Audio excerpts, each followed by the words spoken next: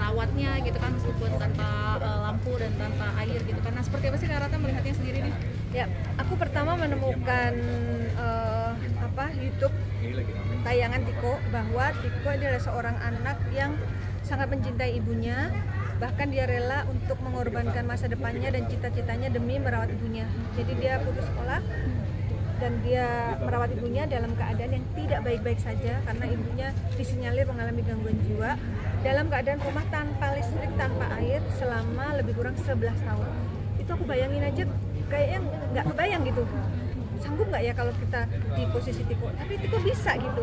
Dan dari hasil wawancara dia dengan vlogger-vlogger itu, dengan konten-konten kreator itu, cara bicaranya, cara dia menjawab pertanyaan itu sangat hebat menurut saya ya. Tidak seperti anak seusia dia pada umumnya. Seandainya mereka di posisi Tiko, cara bicaranya tertata rapi, sangat rendah hati, tidak memojokkan siapapun, tidak mengeluh dengan kondisi yang dia alami. Pokoknya salut deh aku sama anak ini anak hebat gitu. Menurut aku ya ini hebat, dan ini bisa menjadi contoh bagi anak Indonesia yang lain gitu. Harusnya seperti ini nih yang viral, bukan yang cengeng-cengeng yang diupload gitu loh. Ini yang tegar kan, itu biar bisa menjadi contoh. Aku sempat kepikir gitu, kapan ya aku pengen bantu dia gitu. Apa yang bisa aku bantu dalam hal ini? Kalau bantu bersih-bersih rumah secara nyata sudah dilakukan oleh vlogger-vlogger dan para relawan. Kalau begitu aku pengen bantu dia dalam sisi spiritual, karena memang aku dengan Panglima Langit kan memang bergerak di bidang pengobatan spiritual, khusus menangani gangguan gaib atau non medis. Nah, ibunya kan disinyalir mengalami gangguan non medis. Nah, sekarang sedang dievakuasi ke rumah sakit jiwa untuk observasi medisnya gitu, psikologinya. Nah, tapi di luar itu ada juga sisi non medis yang memang harus dipantau, dibersihkan kalau memang ada gangguan. Itu nanti aku akan bisa bantu. Sekarang aku mikir gimana cara menghubungi Tiko. Aku kan nggak punya link ke dia gitu. Dan aku juga nggak mau dibilang pansos juga gitu kan. Banyak juga yang kondisi seperti ini tuh pihak-pihak yang memanfaatkan banyak sekali. Lah kok kuasa Allah ya, aku ketemu di stasiun TV tidak sengaja jadi bintang tamu acara yang sama. Aku sampai surprise. Pertama ketemu Teh Novi kan, Teh Novi karena kita pernah kolaborasi, Pratiwi Novianti. Teh Novi, apa kabar? Biasa lah nanya-nanya. Terus pas nggak lama lihat, loh kok ada Tiko? Iya Tiko, rupanya Teh Novi yang bawa. Ya Allah, ini berarti kan Allah kayak mempertemukan gitu loh, nggak sengaja. Langsung aku wawancara, terus saya tanya mau nggak, keberatan nggak kalau dibantu pengobatan ibunya nanti kalau sudah selesai dari rumah sakit jiwa. Dia bilang ya insya Allah nanti akan dikabari berikutnya ya, supaya dia yakin dengan pengobatan kami. Ya aku kirim video pengobatan kami biar dipelajari dulu gitu. Aku juga nggak mau ada keterpaksaan, karena dalam pengobatan spiritual seperti ini kan harus ada keyakinan dan keikhlasan kedua belah pihak ya, baik yang mengobati maupun yang diobatin. Ya harapanku sih insya Allah dia mau dibantu kayak gitu. Tapi kan melihat maksudnya di satu sisi ada positifnya, tapi kan di satu sisi lain gitu kan keluarganya ini udah mulai bermunculan nih dan akan memperkarakan hukum nih untuk Tiko sendiri. Nah, seperti apa sih Kak Ratna sendiri menilainya nih?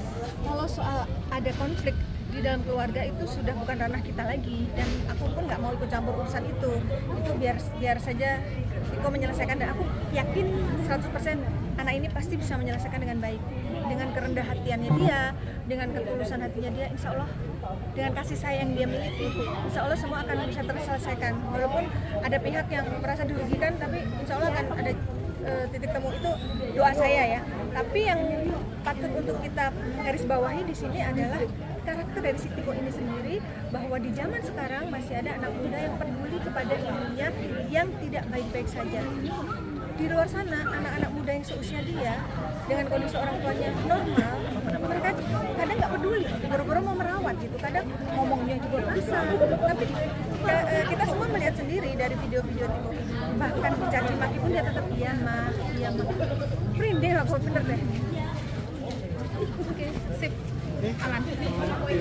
Aku juga punya anak laki-laki, namanya Ricky. Dia juga sayang banget sama aku. Dia pengen ketemu sama Tiko.